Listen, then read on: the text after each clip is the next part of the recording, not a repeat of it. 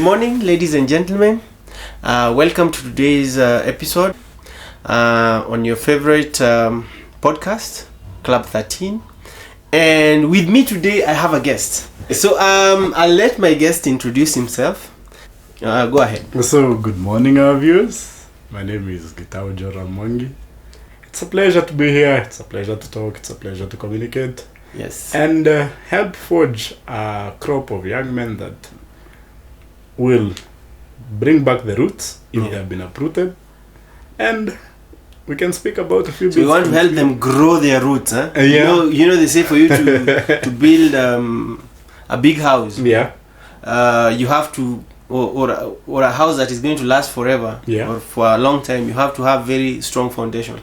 I'm sure there's no house on earth that has a stronger foundation than the pyramids, huh? Yeah. They've been there for years. And another wonder of the world, I might say. And I think they were good architects of history. I'm told they were Luos. Come on, get out of here.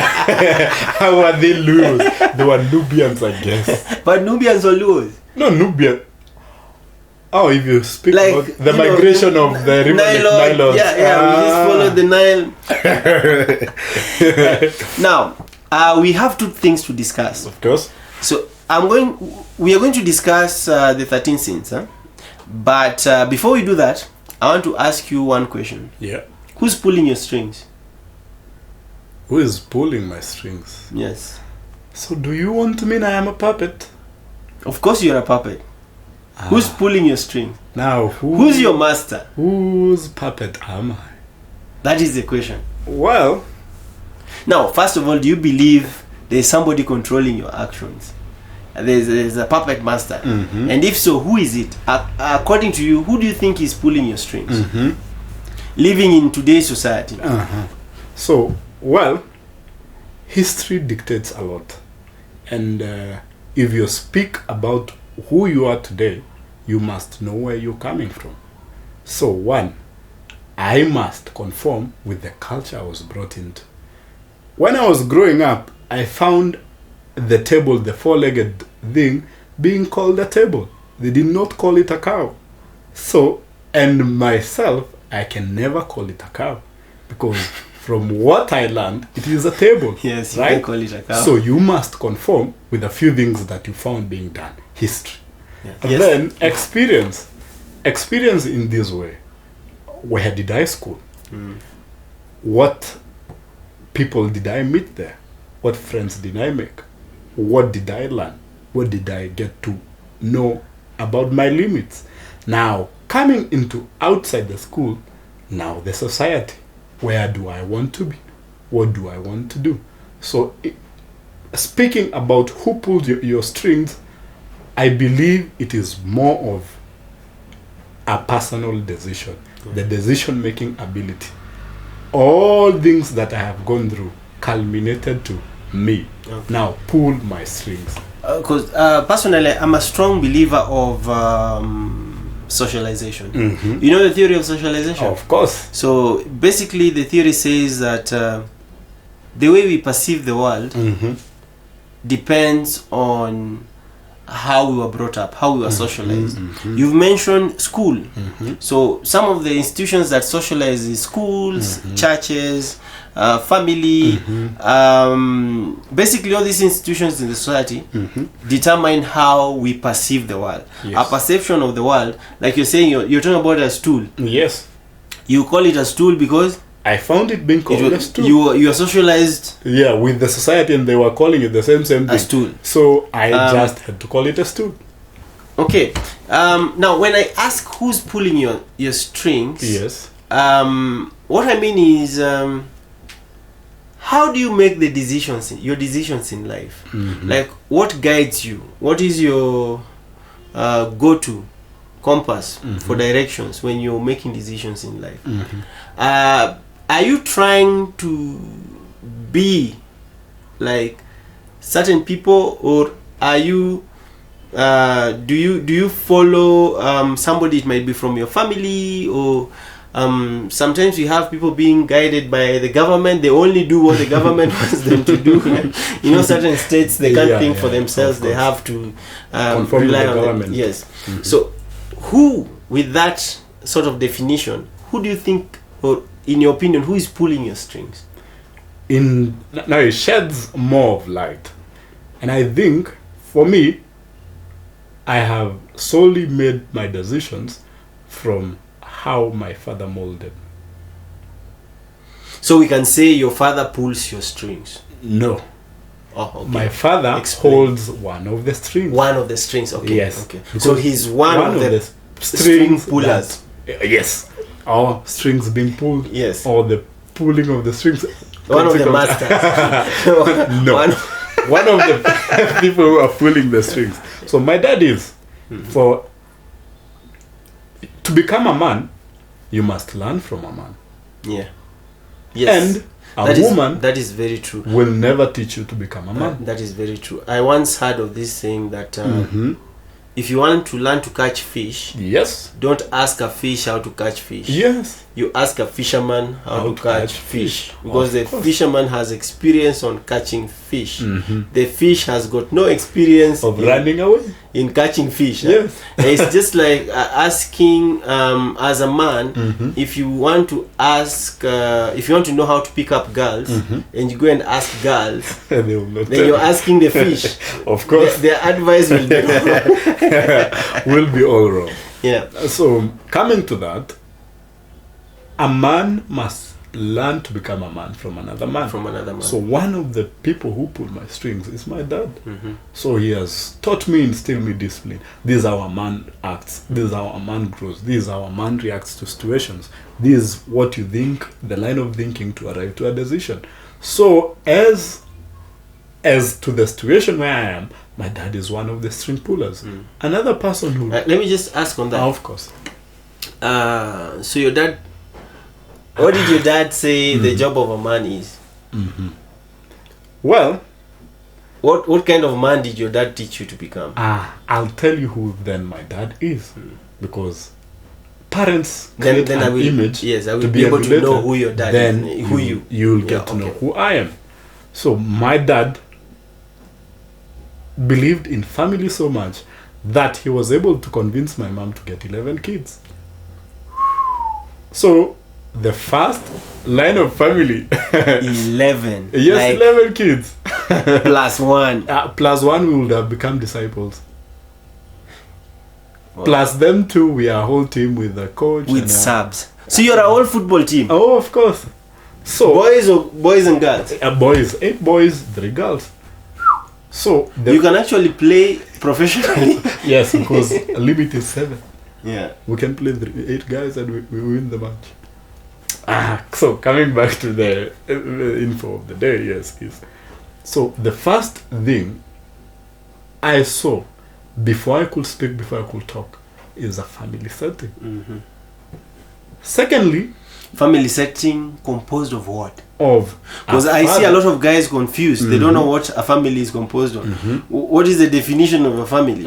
So a family, a very decisive father, a very supportive and obedient mother, and well-disciplined kids.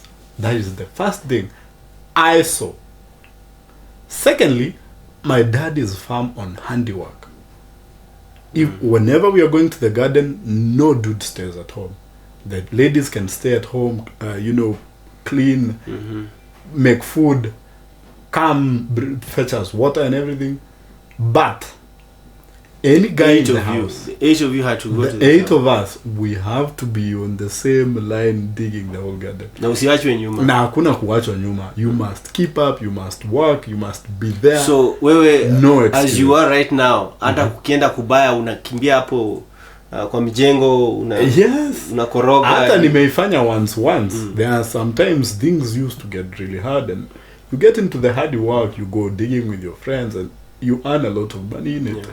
So the second thing he taught me is work through apprenticeship. So in the art of it, you learn by doing. A man, you learn by doing. Hey, Joram, come here. He's building something, maybe a ladder or something. Shika saw. saw the wood. Unakunja meno ya saw, anakutandika. So in that, akanifunza pia, you must do things correctly. Spare the rod. And, of course, if you go against what I have taught you, kiboko iko. So another thing he taught me is that actions have consequences. Somebody once said, I don't know how true this is to you, that your parents are not supposed to be your friends. They have a job. I'll actually tell you a funny story. They have a job, and their job is to provide, put a roof over your head, ensure you're eating, take you to school. So you don't expect them to be all nice. They don't have to. I saw it in a movie. I think it was Denzel Washington who was saying, I'm not your friend. Yeah. You don't have to like me as long as I'm doing my job. Yes. So my dad says this funny thing, that you are many kids, you can become friends. So from him, it doesn't need to be your friend. Yeah. I'll be sad. You have other kids to be your friend. Yeah, go and play with other kids. Yeah, go play with them. For him is instilling discipline, he has a job, instilling knowledge, and making you grow. Yeah. Dropping you into the nether actions of life, the hard work, the growth, to maintain plants, seedlings to small plants, to growing, so that patience process and having something to take care of becomes important. So fast forward, I finished high school, and that is a funny one. He also taught me something else. I remember I got my university application letter when I was in the garden, and then I saw the photos around, and I go, yeah. And you know what the guy told me? Now you are 18, you have an ID, and you have joined university. One thing, now my house becomes mine and my wife. And I'm just 18, for Christ's sake. So what will you do? I'm not paying hostels. You stay out. Learn to balance finances. So the guy literally threw me in the deep end of life. That's nice. He really is. At first, did you hate him at first? Yes, I did. Yeah. Because this guy is telling the devil himself. I'm giving you food, and food only, and rent. I don't care. Fun is on you. Wearing is on you. Going out with your friends is on you. Recreation, So recreation, procreation, all those are on you. Yeah. So anything you do extra, anything creation is on you. Anything creation is on you. So do you know what he taught me? To fend for myself. So, and he's reminding you that there's no option of going back home. So throwing me in the deep end, at first I was a little bit angry with it, reluctant, but it taught me to fend for myself, do something for myself, create something out. And he has this famous quote: any problem is the business opportunity. Yeah. So I started, somebody said, if you want to make money, look for a gap. Yeah. Then bridge the gap. Of course. Make your money. Yeah. And really is true when you think about it in all aspects. For any man, for every man, any problem is a solution. And now fast forward to where I am. I started small, doing small gigs, photography gigs, whatever, learning chess, teaching a little bit of kids. But I learned to, bridge up these opportunities, problems to opportunities. I remember you and photography. I used to do it a lot, and I loved it. I once did it for Jubilee campaign trail, so it shows you how much thinking outside the box could get you. Yeah. And now that is what every child, in my opinion, should go through. One, a cycle of learning how things are made, the process of making something out of nothing. And two, actions and consequences. Then three, you're thrown in the deep end. Trial especially and error. When you get to 18. Yes. That is the right age. It's a big age. I remember, for me personally, my mom, my dad wasn't around. My mom, once you got 18 and you had finished high school, she would tell you, according to the government, I'm responsible for you until you hit 18. Now you're an adult. Okay. Anything I do from here moving forward is a bonus. It's out of my goodwill. So I like your mom. I will pay your school fees. We used to stay in campus, so we didn't pay as much as you guys. Yeah. And I'll give you pocket money. Only if you do well. The moment you're not doing well, or you give me issues, conditionalities. Yes, you give me issues, I will treat you as the adult you are. So I will kick you out of my house, and you go fend for yourself. So you could not find any of us messing up in campus as much as you had your freedom, because you know whatever good is coming your way, whatever she's paying your fees, she doesn't have to. You can go and work and pay your own fees. You're now 18. You have an ID and you finished high school. Even as per the government, you are supposed to start paying taxes when you get past 18. Yeah, you're an adult. So I think that's a nice one. Who else do you think is pulling your strings? You said you consider one string is being pulled by your father. My dad. So another string that I could say is getting pulled is culture. Culture. And in culture, I will also sum up religion. Culture, religion in this one aspect. When you go to Rome, do as the Romans do. Do as the Romans do. Become a Roman. Comme ci, comme ça. When you go to America, become an American. Start speaking like the Americans. Yeah. When you go to Uganda, as a Kenyan, you start speaking as an American. As an American, yeah. Yeah. You know, Kenyans don't have to go to Rome to become Romans. They just have to leave the country. We'll go to Tanzania and come back speaking like an American and behaving like an American. So, in that saying, they were referring to the aspect of culture. You must do what they do so that you do not become let's say, what is really conspicuous? What would you think is extremely conspicuous?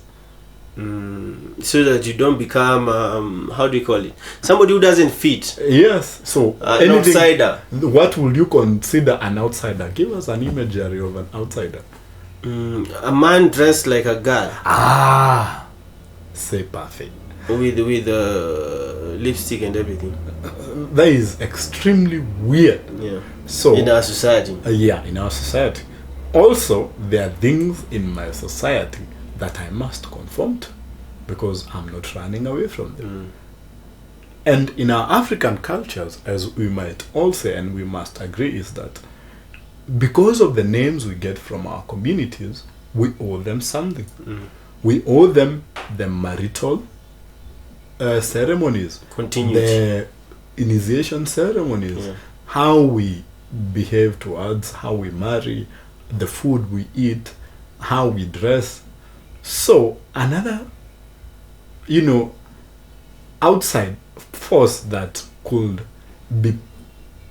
that is actually influencing how I make decisions is the culture. I am a Kikuyu, so I must conform to the Kikuyu culture way of life. And that is, I like that way of thinking because a lot of young guys nowadays don't want that link to their culture and background.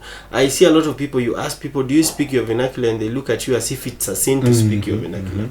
But I'm happy to meet a young person who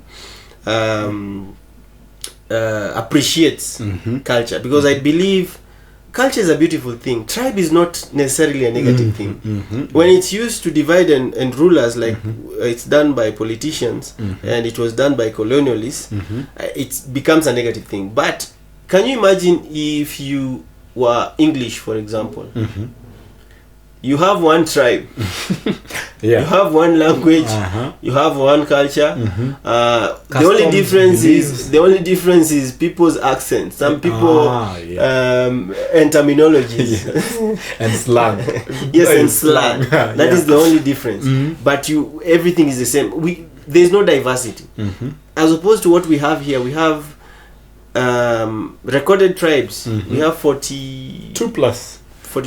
Yeah. I read somewhere that we were 62 or 63. Yeah, because of a little bit of the indigenous tribes. If Yes. you add them, we could get to a little bit of 50 plus something. But that is beautiful. Nigeria has over 150. So that is so beautiful, and we should always strive to celebrate our diversity. So it's good to appreciate culture and give back to our culture. Like we cannot let go of our culture and ape the West. Funny thing is, even in campus, I was a student leader, but not on leadership forums. Yes, I remember you were the Gikuyu Embu Meru Association chair. What is it called? Gema. The Gema. Yes. Gema chair. So the Gema community is... I'm told you still have influence. A lot of it. You're a big deal. A lot of it, because, you know, cultural identity brings people together. Yeah. So I am one person who stays near the elders, and societal continuity is important. We cannot run away from who we are, and it is a huge mistake and a big problem to see parents, you know, masquerading and preventing or not impacting children with our culture. Yes, I hear this argument a lot. The parents say, "Oh, you know, we married. I married from a different tribe, so we don't know what." What do you mean you don't know what language to teach your kid? The children. Teach the kid both languages. Yeah. The mother to teach the kid. If it is a Luya and a Meru, the mother to teach the kid Luya, the man to teach the kid Meru. They're actually going to become sharp kids. They are multilingual. They will be multilingual. Yeah. And that will help them along the way. But you hear people, "Oh, you know, my father is this." I ask people this question a lot. You don't speak your vernacular? Yes. Why not? They say, "Oh, my parents don't speak it at home." Mostly, a lot of people will tell you, my parents. There's nobody blaming the community. It all starts with the parents. So I'm assuming your parents used to, or still do, speak to you in Kikuyu. They actually do. We always speak in Kikuyu. For me, it's different. In our home, okay, the men have gotten married to other tribes, so we try and speak Swahili and English because of the tribal differences. But if you find me with my brother, it is so hard to find us speaking in English or Kiswahili, unless there's somebody else we are accommodating. But instinctively, I will go to my vernacular, because that is how we were brought up. When you are home, you forget English, you forget Kiswahili, you speak your mother tongue. In this case, my father's tongue, because my mom is not even Luo. So you speak the tongue vernacular at home. Yes. And then outside you can do what you want, but at home you have to. And I saw it helped us with pronunciation. It helped us with acquiring other languages, because now I speak a lot of languages, and that really helped. When we were growing up, we used to even do vernacular, but I didn't like how it was done back then, because there was a vernacular teacher. I did not find it. My vernacular teacher was Kisi. So you learned Kisi as your vernacular? Imagine. But that is beautiful. No, it's not, because it's so confusing. The guy doesn't have a lot of time to teach you. When you don't have time to practice, you'll never speak the language. It's just a few songs here and there. So it would have been better off having somebody who already spoke vernacular and teach us more. I see it differently. View it this way. You always speak Lu at home, right? Yes. So the society and parents have done that. So I think it is beautiful for someone to immerse them in their language. Yes. The only issue is you have 40 minutes per week. But 40 minutes is enough to build a behavior. 40 minutes per week. The teacher is also lazy, because he has to do the job. So you see, what happens with the language is language, I believe, is based on interest. If you're interested, you learn. If you're not interested, you don't learn. But this guy had 40 minutes per week to teach us his vernacular. He could not teach our vernacular because he wasn't speaking our vernacular. The class is a vernacular class, and they made him teach the class. So he didn't have enough time. We learned a few songs, yes. I know a few words in Kisi. Up and down, for example. I don't want to say it here. I will mispronounce it. I will misrepresent. And everyone will be laughing at you. But I know a few words. And then now as a grown up, when I interact with friends who are Kisi, it's easy to learn a few words here and there. I'm just talking of the practicality of the classes. It wasn't very practical to teach us just for 40 minutes.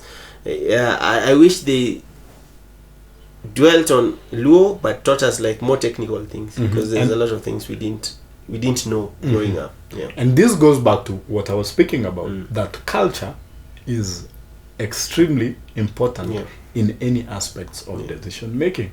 Yes. So the way you interact with people, being in a multicultural community, country, it creates a people you can conform with, a people you can speak to, a people you can run to when you need things, and it becomes beautiful.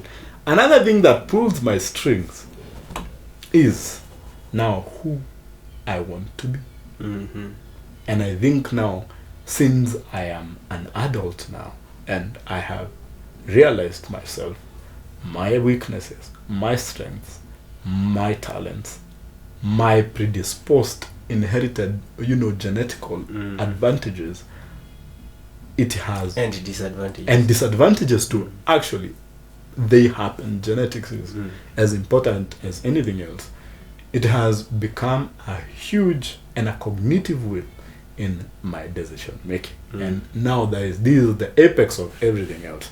So I have known wrong and right, and by now it's not because of the can, it's because of repercussions.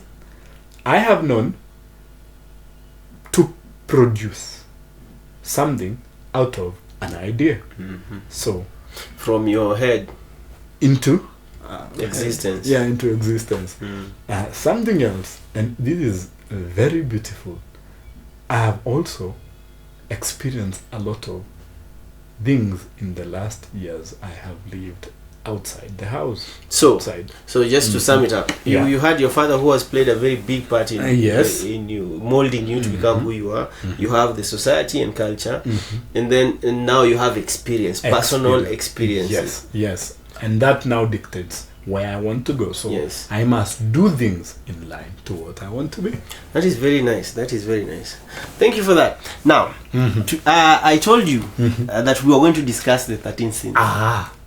Okay, so this segment, we're going to discuss with Joram here the 13 sins. You remember in my previous episodes on Club 13, there's an episode we dedicated to 13 sins, and we talked about them in at some length. Now, I want to get his opinion on the 13 sins. Mr. Joram. Yes, please. Now, my first in the list of 13 sins, I have lack of emotional intelligence. 2 questions. Number 1, do you believe emotional intelligence plays a role in our success story? If somebody wants to be successful, do you believe emotional intelligence is one of the many ways to be success, or one of the key ways to ensure success? A huge yes. Emotions drive commitment. Commitment drives a habit, and a habit brings you to the destination of success. So emotions make us either want to do something or not. Yes, at its rawest form, at its neither form, emotions drive anyone to success. So in short, emotions influence our attitudes towards success. Yes. Something else, emotions dictate how we approach things, how we interact with people, things we love, things we hate, things we prefer. So emotions and life cannot be untangled. That is how I could approach it, and that's how I view it. And the second question, for men, Okay, I like talking about men It because is we are men and important. we need to Of course. to help out men. Mm-hmm. Do you think how are we supposed to make decisions? Is it from our hearts? Because I see a lot of places now men are being encouraged to get into their feelings. Or you go to Western, you watch Western things, and they're always saying, I feel. Do you think men are supposed to get into their feelings? Is that a place men should go? Or are they supposed to be in control of their emotions and therefore show emotional intelligence? So, feelings, in my view, are an aspect that can be considered but should not influence decision making. So, in this one aspect, you do not have to approach things from the directions of how you feel. For men, what needs to be done comes first, not how you feel about it. Yeah. So what needs to be done? What has to be done? What must be done? What has to be done should come first. And now, how do you feel when doing what must be done? Can factor, should not factor. It can influence, but Can influence, should not influence. be avoided. Yes. I always say men should always go with facts over feelings.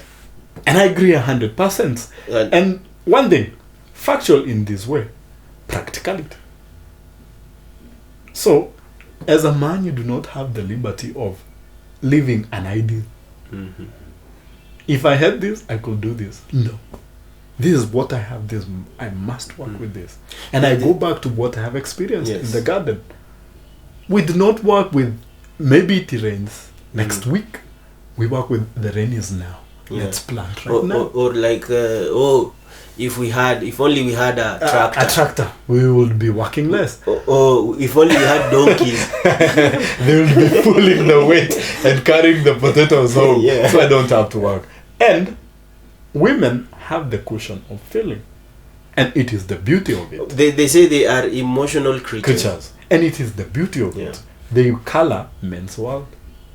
In this one aspect. Yeah, because men, basically when you go with facts, it's black and white. Yes. No gray. So that is why they say women color our world, because we go with facts, and facts are black and white. Something that something tangible, something that has been proven, something that can be proven. So like you're saying, if you are a man, don't waste time dwelling on wishes. I hear people saying if wishes were horses, beggars would ride them. Beggars would ride. So meaning beggars make a lot of wishes. So basically it means if you're wishful, you're a beggar. And a beggar needs to be provided for. It goes back. Because if you beg, you must be provided for. It means you cannot provide for yourself. You cannot fend for yourself. I must not be misquoted. Women can provide something for themselves. Yes. But as men, we must. Our core role is to provide and protect. Yeah. So, being that our core role is to provide and protect, we cannot be beggars. You must pull. We cannot wait for somebody else to provide and protect us. Then you become a beggar. So you must always think of what must be done, emotions aside. Yes. Okay. So I'll go to number 2 and number 3 together. I'll put number 2 and number 3 together. The second sin out of the 13 sins we discussed in previous episodes was greed and consumerism. You know, like I'm seeing all over Nairobi nowadays, I see a lot of malls. There's a lot of malls, and girls want to go to these malls. But I don't know about men. I don't know about men wanting to go to malls. Whenever I hear my saying, have you been to this and this mall? Oh, it's nice. We should go. You know, that's weird. It really is weird. And then there's the other thing of jealousy. So I'm asking 2 questions in one. Yeah. I want you to tell us your opinions on greed and consumerism, and also jealousy. Because previously I said my opinion was that a man should learn to control his greed or consumerism. We should take what is enough, what is needed, and no surplus. For example, you live with your wife in your house, beautiful house you built, and you have 4 cars. You are 2 people. What is the point of having 4 cars? Doesn't make sense. You're only 2 people. Luxury, if you can afford it, sometimes I say luxury is good. But now that is greed. Does it mean if you can afford, you do it? That is really interesting. I've never thought of it that way. Like if you have enough money to buy a cruise ship, not for business but for leisure, and then you buy it and you live in Nyeri and you have a cruise ship, you can afford it. I can afford it, and I buy. You buy it. Then does it help anybody? So, would it not have been, if you buy a cruise ship for business, I have no problem. I'm just talking about the excess, because we are living in a time when you have, the gap is so big. The gap is growing bigger and bigger between those who have, and the like I normally say, we have 2 tribes in Kenya, the haves and the have-nots. What the other things we call tribe are ethnic groups. We have our ethnicity, but we have 2 tribes, the haves and the have-nots, those who have and those who don't. The gap is growing bigger and bigger. So the idea behind consumerism and greed is that we have this spending, not investing but spending culture, stemming out of greed.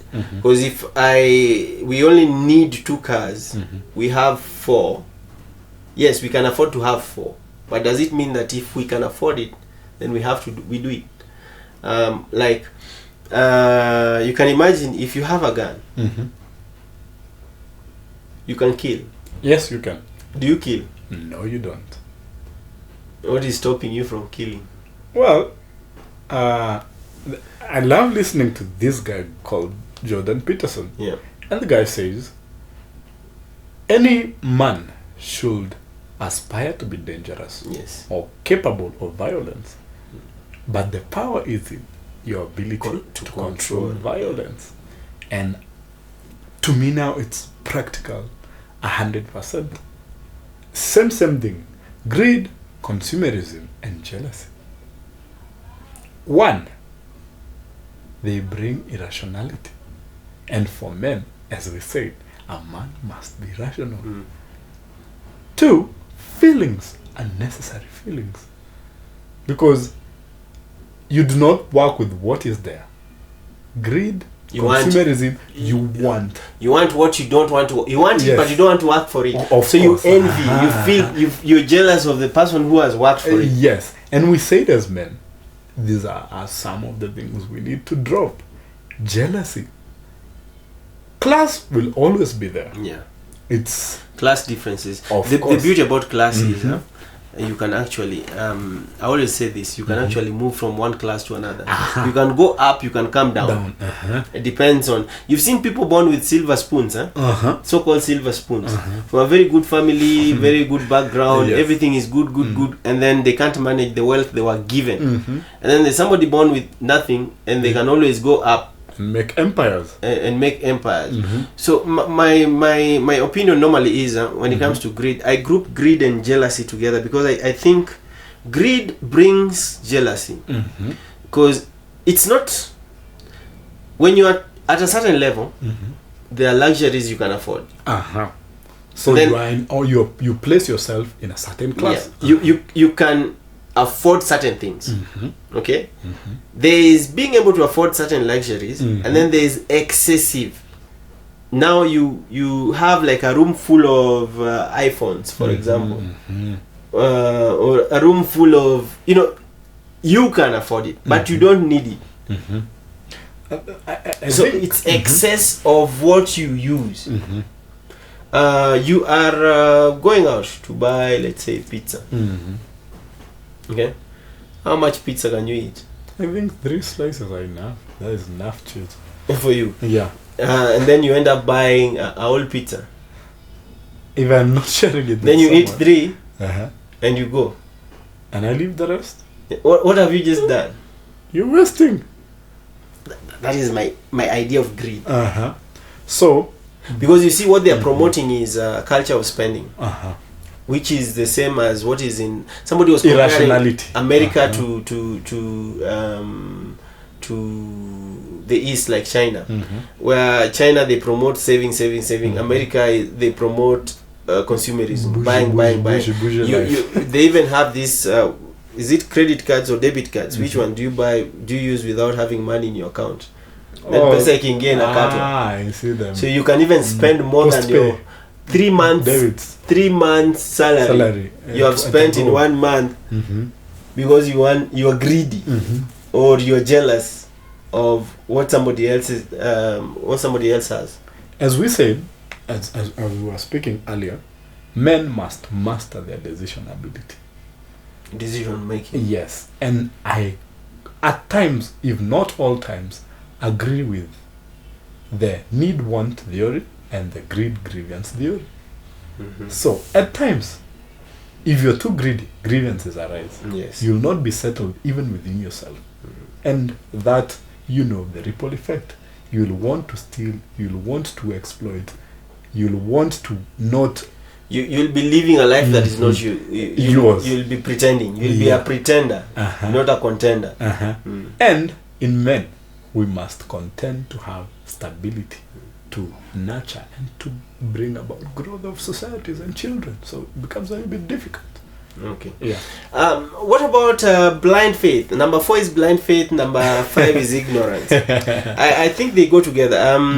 When we say blind faith, we are not talking about religion. Here we are talking about not fact checking. Mm-hmm. And then when we talk about ignorance, is lack of knowledge. I approach it this way, like I come to you and tell you, Mm-hmm. I have this business idea, Mm-hmm. and we are going to make a killing. So let us start a salon. my friend's wife started a salon. Mm-hmm. The other day, 3 months down the line, now they have 2. Mm-hmm. And I saw they are planning to build to start another one, Uh-huh. a third one. So I think they're making good money. Can we can invest? Do you have money? How much do we need? You simply ask me, how much do we need? Yeah, wanatengeneza pesa. Yes. How much do we need? And then you put half. I put half in that business. Now, you have no idea what the business is about. Mm-hmm. That is where ignorance comes in. Mm-hmm. And then you put your faith in me In you. Uh-huh. without checking my background, Mm-hmm. my business acumen. Mm-hmm. You have no idea whether I can. We are friends, yes, but you've never seen me run a business. You do not even have one. Yeah, Uh-huh. so you've put blind faith in me. Yeah. It's like those people selling, telling you how to be rich, Mm-hmm. and they are poor. Making 10 million in 1 second. Yes, and they don't have money.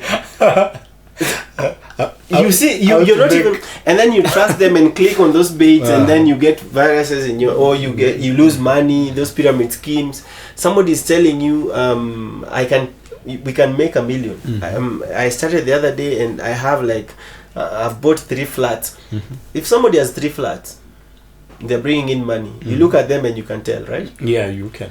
So the guy selling you this package, You're you're looking at them and you're wondering, where are these flats? Are they in your head?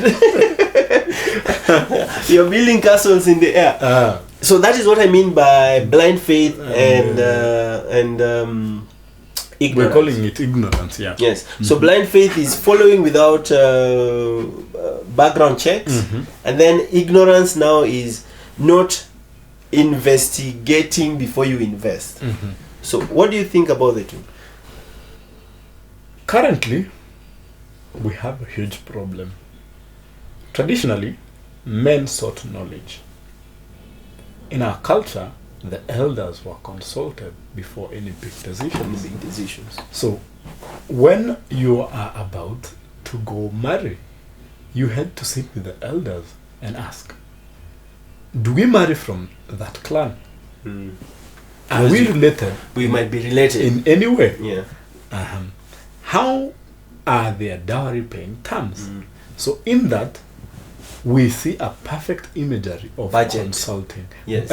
True budget. You work with a budget. How many do you have as the guy who wants to marry? So you will not approach the elders. If And you what is have their not- currency? Yes, if you had not had Do we pay goats? Do we pay cows? Cows, Because in your culture you pay goats, right? goats, a sheep, cow In my culture it's strictly cows. only.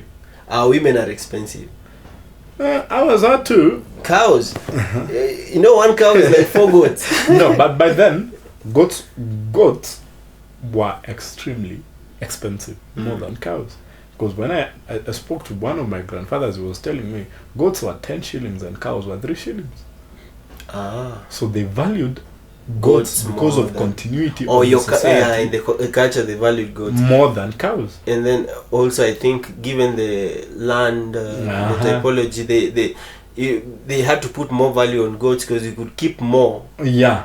Because Because the land space is more available. of agricultural. Yes, You yes. do not need cows a lot of it, Yeah. and the goats will give There's you always a reason behind every Uh-huh. cultural decision. Yes. So I think back at her place, cows were more expensive, or were more valuable because there was like plains where they could graze, and then we were not like agricultural. We were not farmers planting.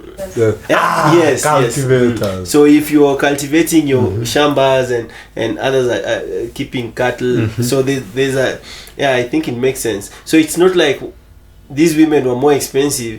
It's this value. was the value of this currency was higher than here. this other one. Yeah. So going back, you could not make any decision without consulting, and before consulting, you must fact check. And in fact checking, you must have understood who you are. You see? You understood. You understand the assignment. You understand the assignment. So you could not enter in any decision as basic as marriage without a good informed decision making. Yeah. So, which scares me in the current niche where people are extremely afraid of knowledge. People do not want to tire to ask. People do They're not inquisitive. Yes. They're not curious. They are not curious. People abscond outsourcing information. People go to school but they learn nothing. Yeah. They have papers but they have no knowledge. And that is a huge problem. Remembering that. Then we blame the education system. And especially for men, we are in charge of continuity of The the society. society. Of another generation. And this is why most of the world is a patriarchal society system, because men had to make excessively informed decisions. And we still do. Because at the end of the day, if the man is making wrong decisions, then they end up collapsing the family setup. Yes, and the blind faith things, no one had people, the older men could not allow you to have bad company. They would always speak about it. Yeah. They will not condone any aspects of excessively drinking in young men. They could not condone any things of, It's funny. any aspect of weird behaviors in the society. I'm a social linguist, and I was doing this research, and I was asking people, what is the word corner in your vernacular without using the word corner? And apparently it doesn't exist. You will say the word corner with a different accent. True. In our culture, it's called corner. Nah, it's not your culture. In the Kikuyu language, they adopted it because of what Wazungu brought. Yeah. Because if you remember, But traditionally, we there were call no it corners. gurai, a bend. Gurai, Bend, a bend. not There were a no corner. corners, So bend. even as we have that, the circular motion, yes, the circular shape, yes. That, Yes. Curvature. You see, if you look at the roots in Africa, there were no shortcuts. yeah. There were no You had to bending corners. follow, this is where we follow, this is, and even with our traditions. And if you look at the furniture, circular Furniture, tools, homestead, bowls. yes, everything was, there was no corners. So these corners came Makes a lot of with the sense. West. The corners came with the West. And so did corruption, so did all these negative things that were sort of unheard of in our traditions. Okay, so that is very important what you've just said, that it is important to consult elders, and if we follow our roots, our cultures, it's not easy to go wrong, because the society is for the it was done and good tested. of the individual. Okay, now number 6, inferiority complex or low self-esteem. I always feel bad when I meet, especially ladies. It's coming on to men again, who you met this person, they had a very nice dark skin. Then they come to Nairobi, or you know, and all of a sudden now they are lighter. And then they become spotted leopards. They start having spots all over them. Some become zebras. They have, you know, these white parts and you know, yellow parts. And then there's this stereotypes, terminologies that we have, like rangia thao.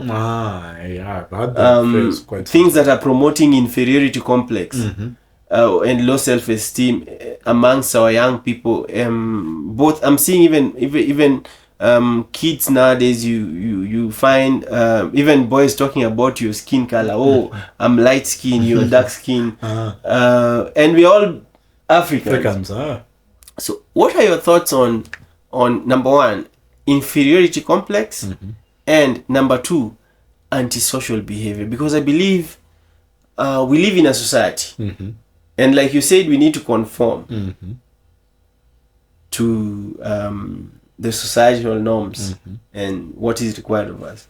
Now, when somebody has antisocial behavior, these are people who don't conform.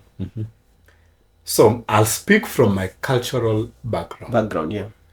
In our culture, no man was loathed and cast out as many times as a man who was a coward. Kikuyus hated cowards. And they could do anything. Take you through war, initiate you in dark forests in the middle of the night, just to ensure make you brave. They cultivate braveness in you. Times have changed, but situations have just mutated. They did not change. And people are still the same. People are still the same. But what we did, we pulled out lessons of being hard and being aggressive on, being nice. Feelings. Feelings. Talking about our feelings. Yeah. You want to be... I feel scared. Conform. As a man, you must be scared. We want to conform to other people's cultures and not our own. Something else. We do not want to pay value of the investments that have been made in us as men. As a man, it is of paramount importance, and it is a must. You must be brave enough in this one aspect. Things must be approached head on. Feelings put aside. What has to be done no matter how hard it is. And it scares me to see men who cannot do what needs to be done. Antisocial behaviors. Jesus Christ. Men were leaders. Men gave directions. Men made decisions of war when they were sitting together. Men made decisions of who to marry to and not to marry to. Men made decisions of which lands to be cultivated and which lands to be left fallow so that they can gain fertility. Men made decisions of everything to run the society. So, decisions which were made by men together. Men thought as a beehive. They worked together, everyone at their own stage. Young men will go to war. Older men strategize. Younger men take care of the society's wealth. But do we see it happening today? No. So antisocial behaviors broke when we broke our social structures. And that's why you see many men cannot even speak in front of a crowd expressing themselves, cannot express what they think, what they want, what they need, cannot even state any plausible facts on anything, on any subject. They have topic. no skills, they have no knowledge. No skill, no knowledge. Yeah. They're empty. And their dream is to become Ben 10s. Aha! Have a woman take care of them. And this becomes a problem. If you study the psychology of women, they conform easily to the apex man. Who are apex men? Men who have their things held together. Men who know what they want. Somebody said an apex man is somebody with an image. Yeah, of course. Status and power. When do you see image, status, and power? In the society. So you must be social so that these things can come out. So any man who does not conform to, a big societal frame is at a very predisposed position of not even having the privilege to start basic entities in the society, like a family. And the percentage of apex men is worrying and reducing in this is why you hear ladies say everywhere, hakuna wanaume siku hizi. It is true. So at currently, give it a 5% of all men. And what will happen is, this 5% will control wealth. Because if you control the society, you control every social structure. Wealth, families, decision making. And we will still continue speaking about it, but if we are not careful, the women will take our positions and they rule. And when the women rule, the societal structures break down. When we break our societal structures, it is not in them to be leaders. And we are not saying they cannot. They can lead. Practice a certain aspect of leadership. But at the apex, at the peak, if we lack sane men who can master the society, drive, be social, stand afraid, things will go haywire. Somebody asked, you see these talks of feminism all over. Somebody was asking, how come there are no feminists where are the feminists in Ukraine? They actually ran away. They were not going to war. And funny thing is, the ladies refused to volunteer to be drafted in the USA, whatever, to go to war. I used to see their we don't. This feminism thing is just crap. I know you're a busy man, so I don't want to take much of your time. So I'm going to skip to, I don't know, pick one. Pick one, and then you can give us your thoughts on one of them. So number 8 is disorganization. Number 9 is idleness or procrastination. Number 10 is idealism. Number 11 is addiction. Number 12 is debt. And number 13 is poverty as sins. Pick one and give us your thoughts on them briefly before we call it a day. Allow me to pick 2. Okay, you can pick 2. And then maybe next time, I will invite you over next time, and then we can discuss the others that we haven't discussed. Of course. From the list, I think I could do our viewers justice if I spoke about disorganization and addiction. There is nothing as scary as a man who does not have a plan. A man without a plan. A man without a plan. People always look for the man with a plan. Yes. And plans bring order. They bring the cycle of action. And in the cycle of action, roles that must be played at every category. So any man who lacks order is as useless as a headless. I'll say a headless man. And with that, any man who lacks order is as good as any carcass out there. So for any young man growing, any man who is having kids and who is a father figure, even boys leading right from boyhood, and for any boy who aspires to become a man, they must tweak and challenge themselves into creating order. And I believe order starts from simple things like spreading your bed when you wake up. I remember Jordan Peterson, he has his book and he says, spread your bed when you wake up. it's a simple thing to tell people, but it shows order, it shows planning, it shows thinking ahead, and generally being organized. And order is responsibility. Yeah. So you must plan things you are responsible for. And we track back to what we say. What is the core duty of a man? Provide, and protect. So if you are disorganized, You cannot provide. you cannot provide. And you can't even protect yourself. And if you provide, it's not continuous provision. Because we are saying duties that must be done seamlessly and perfectly. So disorganization is one of the biggest threats I have seen in many men, and puts off even any lady out there, any progress you could be having. Disorganization is as bad as having nothing to plan, not having plans, just walking and deciding. I wish, no, perfect ideals. They say running like a headless chicken. Yeah. If you cut off the head of a chicken, it still runs, but it doesn't have a direction. Yes. It goes everywhere and nowhere at the same time. At the same time. And that what will happen and is happening and will continue to happen with Unless men we change. who lack order. Yeah. On to addiction. I guess any sane man should be in control of their fantasies. After fantasies, their desires. Because any man who is driven first by desire lacks one important thing: rationality. If you cannot think rationally, you should not be designated duties and responsibilities. So addictions, we must pick out what we can do without and eradicate it fully.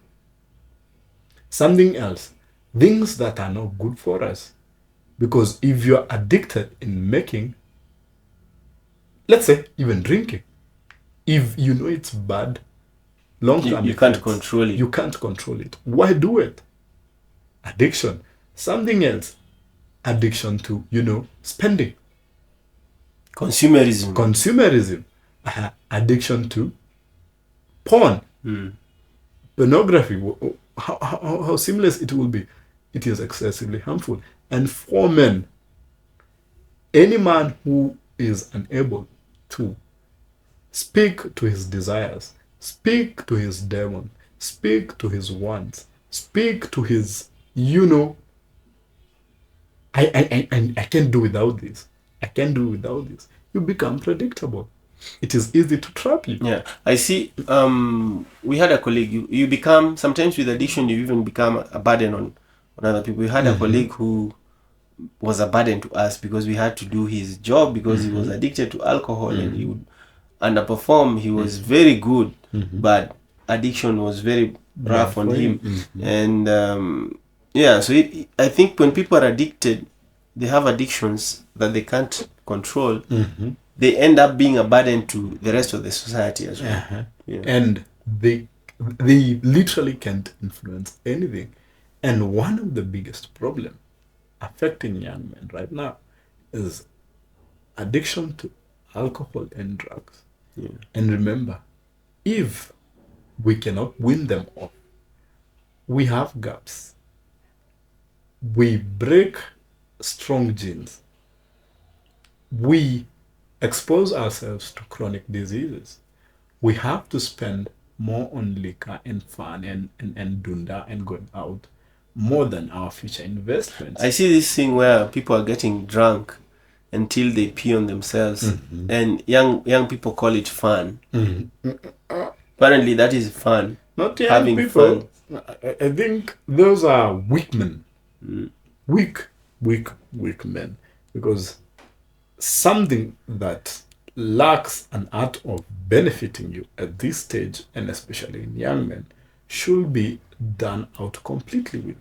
Yeah, it's a matter of control. If you can't control it, avoid it. Yes, and for men, we must be in control of Control situations. of the situation. But if we cannot control the situations, sadly, we cannot avoid We are them. resigning from being men. Thank you very much. It was a pleasure hosting you. It was a pleasure having these conversations with you, and I hope to be here more. Yes, we need to do more. We need to do more of this. I'm looking forward to it, and I'll be available now. We can Thank you very much. continue doing them and have a lot of fun. Okay. So, thank you guys for watching this episode, and I'll catch you on the next one. Adios. Ah.